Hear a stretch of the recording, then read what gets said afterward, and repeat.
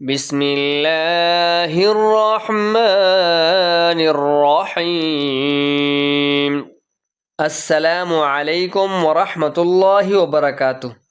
پیارے دوستو، آج کی اس ویڈیو میں ہم انشاءاللہ سورۃ الاخلاص کو بہترین انداز میں تجوید کے ساتھ پڑھنا سیکھیں گے، اور میں آپ کو سورۃ الاخلاص کے چند فضائل بھی بتاؤں گا۔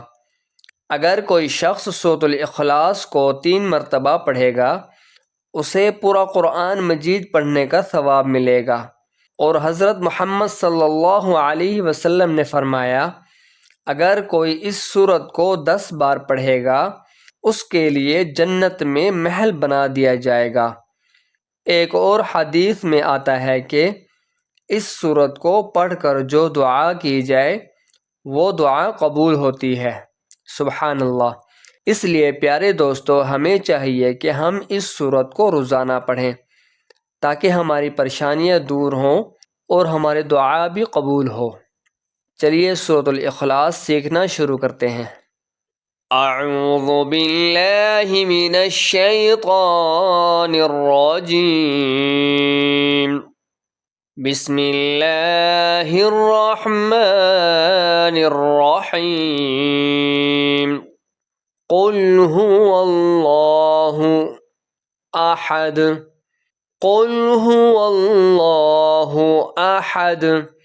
اللہ الصمد۔ اللہ الصمد۔ لم یلد ولم یولد۔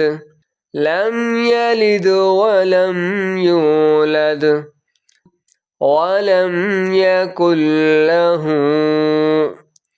کفوا احد۔